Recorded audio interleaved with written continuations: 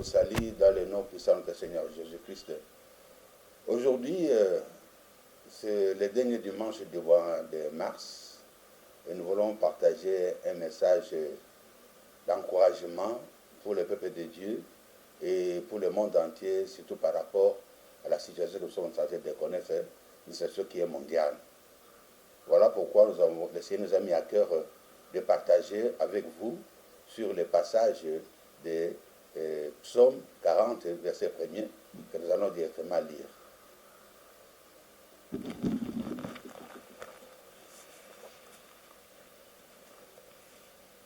Psaume 40, versets 2 à 3.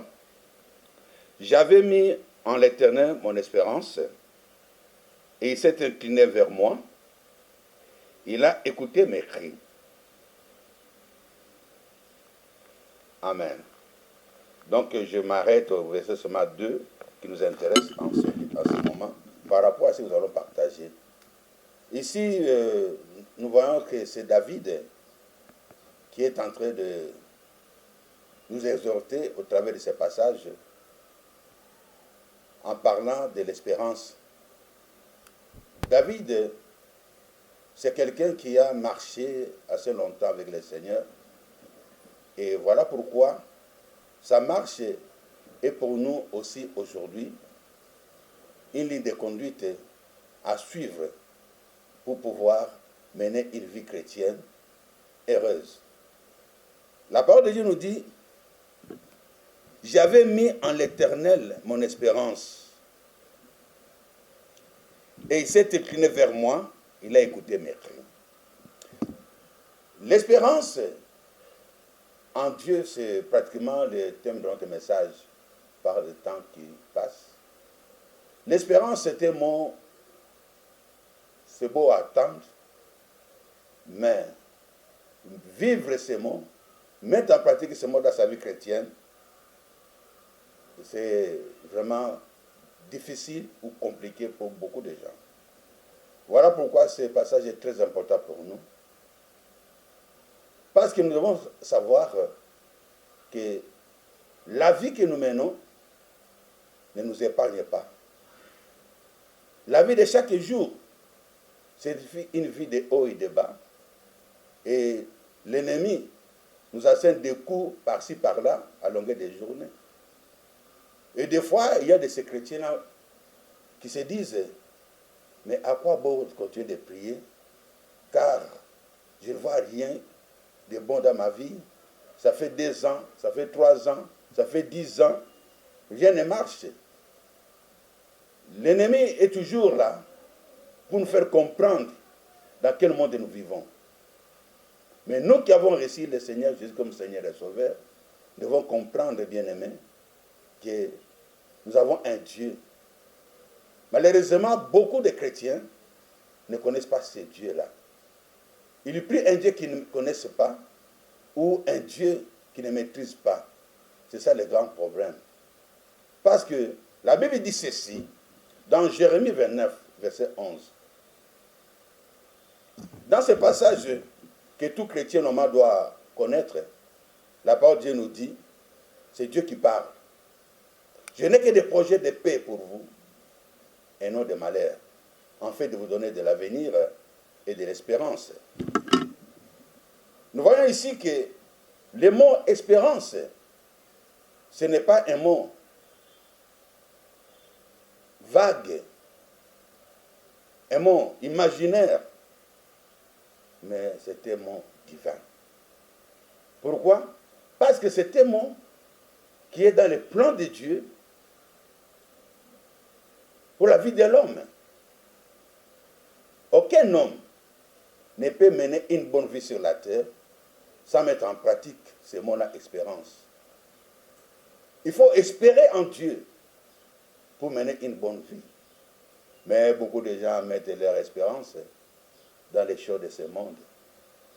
Ils mettent leur espérance dans les hommes de ce monde. Ils mettent leur espérance dans ce qui est limité, ce qui n'a pas d'avenir. Mais notre Dieu, c'est un Dieu qu'on appelle l'Éternel.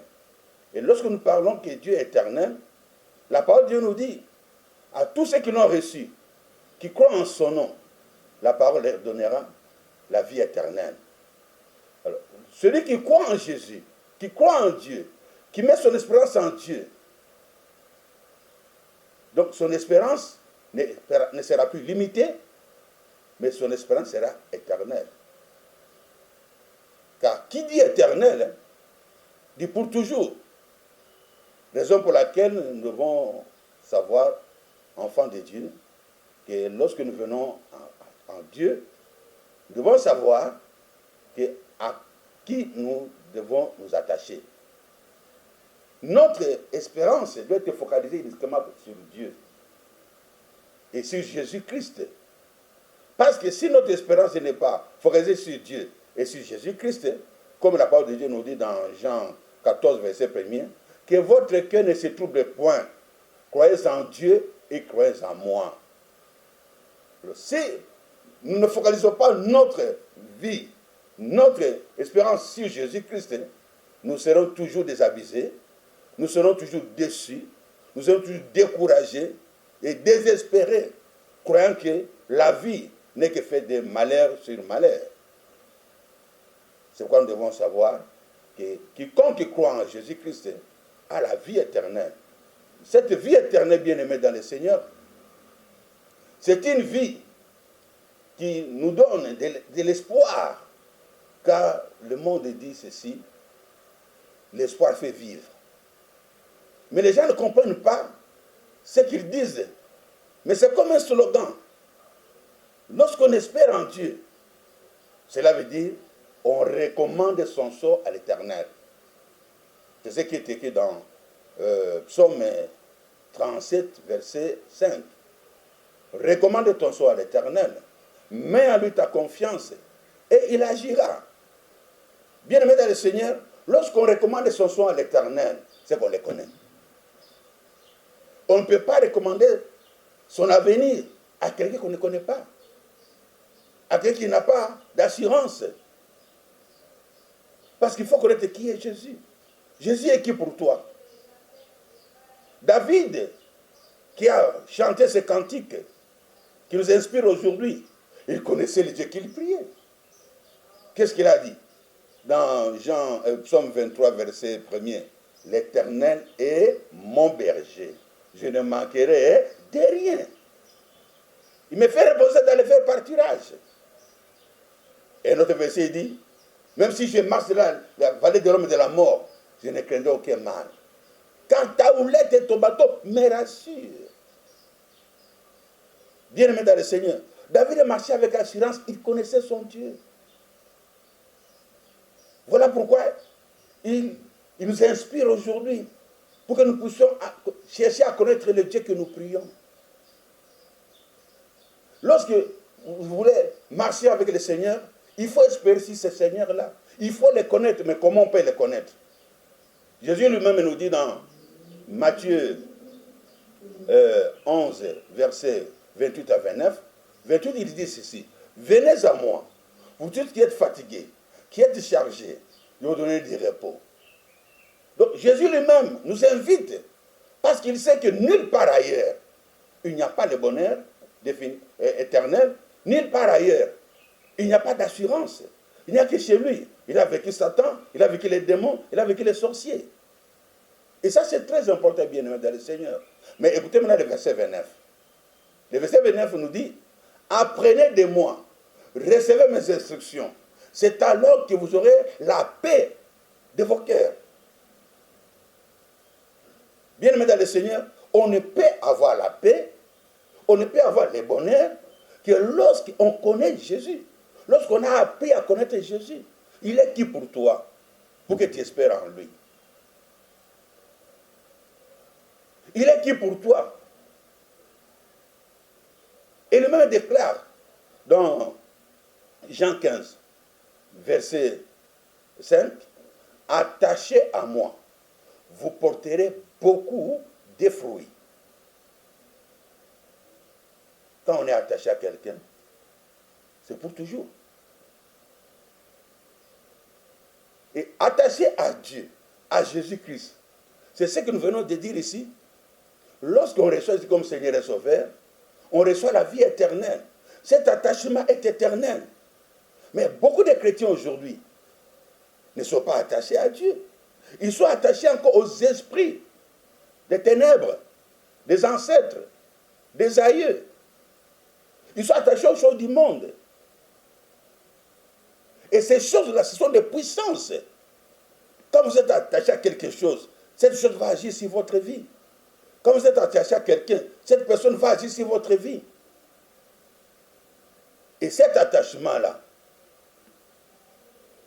ne peut se disloquer, s'arrêter, seulement s'il y a une autre puissance plus puissante pour briser ces liens, pour briser cet attachement.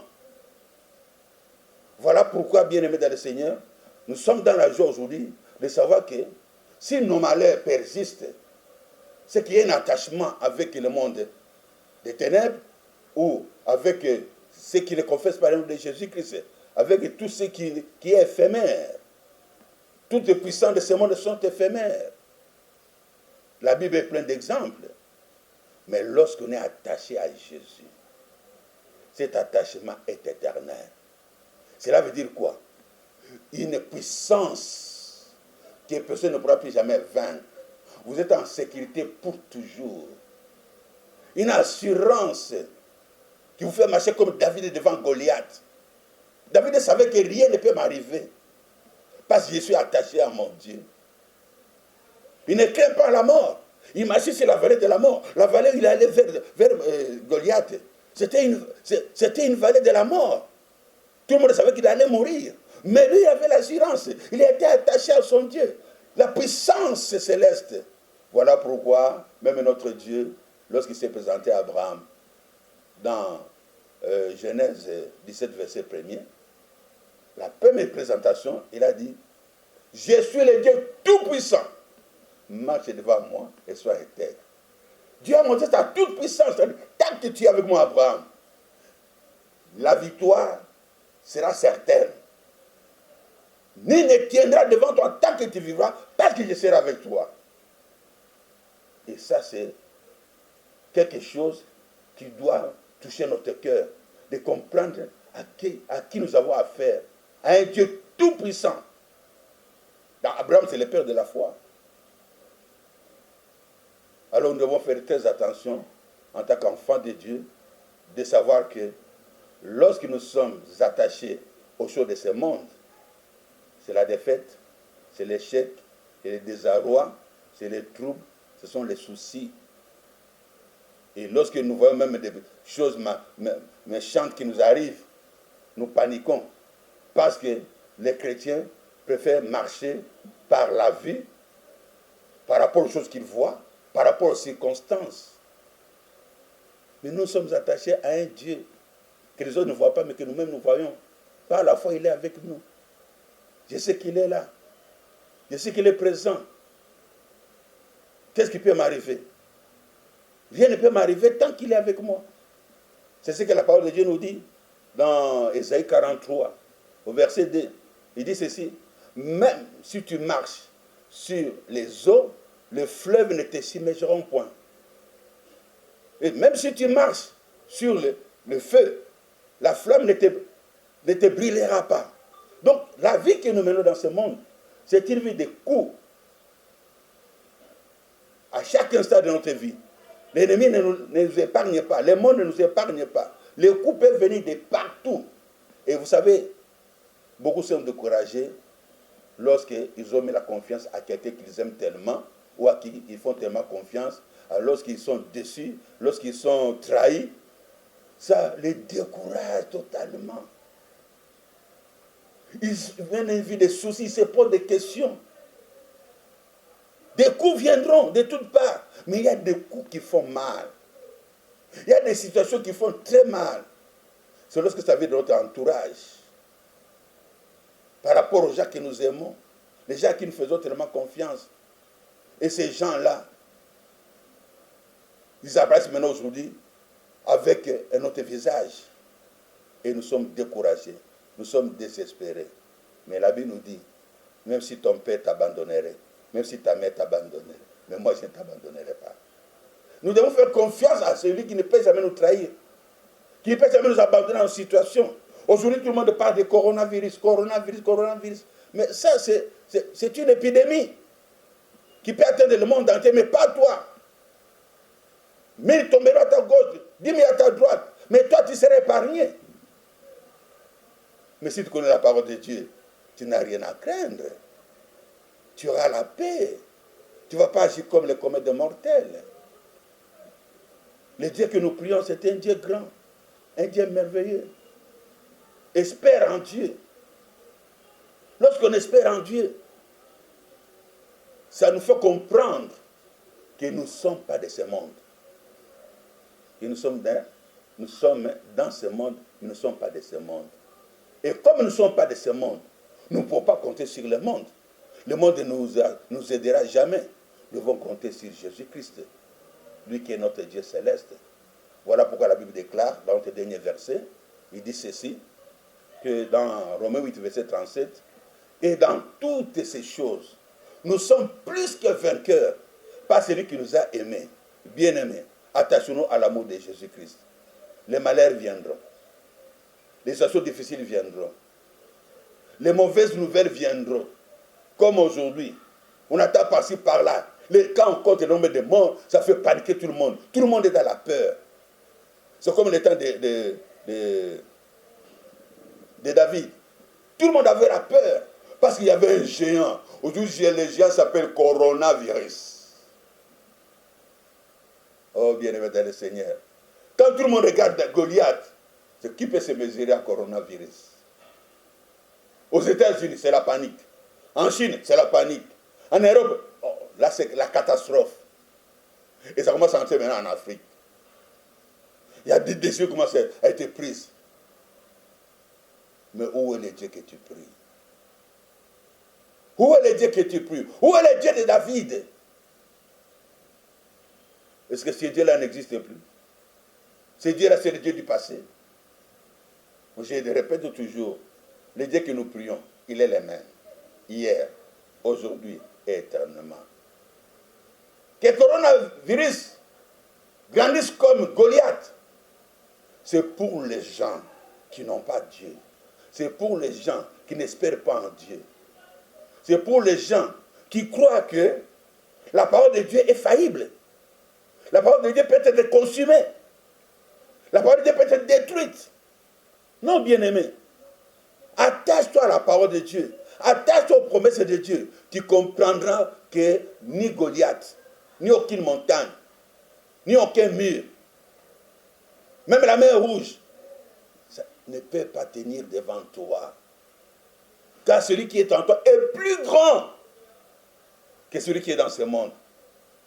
Que Goliath, que la mer rouge, que le mur de Jéricho, que n'importe quelle peste.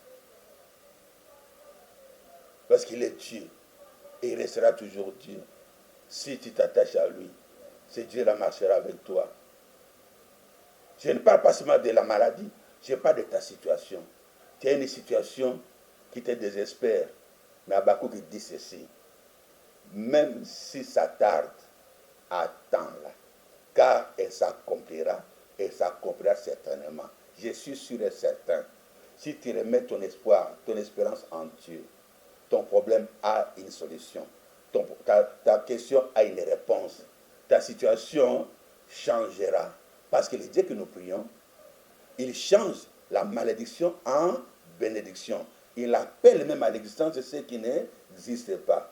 Je ne sais pas quel est ton problème, mais je sais que ton problème est là aujourd'hui. Maintenant que tu m'écoutes là, ton problème a une solution. Parce que tu as écouté la parole de Dieu. Sa parole, quand elle sort, elle ne rentre jamais sans effet. Mais je sais que comme tu as écouté cette parole, je suis sûr et certain, l'ennemi sait à qui il a affaire maintenant. Au Dieu de miséricorde, au Dieu qui bénit, au Dieu qui délivre. Que le Seigneur vous bénisse. À lui sa gloire, à lui sa puissance. Au nom de Jésus-Christ. Amen. Bien-aimés, vous qui venez de suivre ce message, je vous inviterai à une courte prière parce que le moment est important. Et cette prière, ça va nous aider à nous faire du bien Parce que si le Seigneur ne nous touche pas, l'ennemi va continuer à agir dans nos vies. Voilà pourquoi je vous invite à nous incliner dans la prière. Et je vais m'adresser à notre Père Céleste pour que, par son esprit, nous puissions atteindre le cœur de tous ceux qui sont destinés à être bénis ce dimanche. Père Céleste, Dieu de gloire, je viens avec ton peuple au bas de ta croix pour implorer ta bonté, ta grâce et ta miséricorde. Je sais que Dieu de gloire, par le temps que nous passons, beaucoup sont découragés. Beaucoup sont dans le désespoir. Beaucoup sont troublés. Mais nous croyons en toi. Nous croyons que tu es vivant, que tu es réel, que tu vis à jamais et que tu vis dans nos cœurs. C'est à toi que je m'adresse maintenant. Pour tous ceux-là qui ont les cœurs troublés, pour tous ceux-là qui attendent de toi la solution, la réponse. Dieu des cieux étend ta main et touche tous les cœurs présents. Touche, mon Dieu, toutes les vies présentes. Et ta parole nous dit que tu nous as donné le pouvoir de marcher sur les serpents, sur les scorpions, et sur la puissance de l'ennemi, et rien ne pourra nous nuire. En vertu de cette autorité, je me lève contre toute principauté, toute domination, tout esprit contre ta parole, qui amène les troubles, qui amène les désespoirs, qui amène le découragement, qui cache la foi. Je le lis, je le précipite par la croix de Jésus. Au nom de Jésus-Christ, j'arrête maintenant l'œuvre de l'ennemi dans ta vie. J'arrête maintenant l'œuvre du deuxième monde dans ta vie. Et je déclenche le processus de la restauration dans tous les domaines de ta vie, spirituel, physique, financière, sociale, matérielle. Et je proclame la victoire du mont Golgotha dans ta vie, afin que ce qui était impossible devienne maintenant possible. Ô Dieu de paix, Dieu de gloire, que ton sang inonde ton peuple, en fait de tout renouveler, et que tout soit pour ta gloire. Je plante la croix de victoire de Jésus dans ta vie, afin que tout combat te sera livré après ce message, après cette prière, que tu en sortes victorieux, et que tu glorifies l'Éternel des armées, le Dieu des miséricordes, et que tu témoignes, que la gloire lui revienne, avec action de grâce. Au nom puissant de Seigneur Jésus-Christ, nous avons prié, Père, et nous disons tous Amen.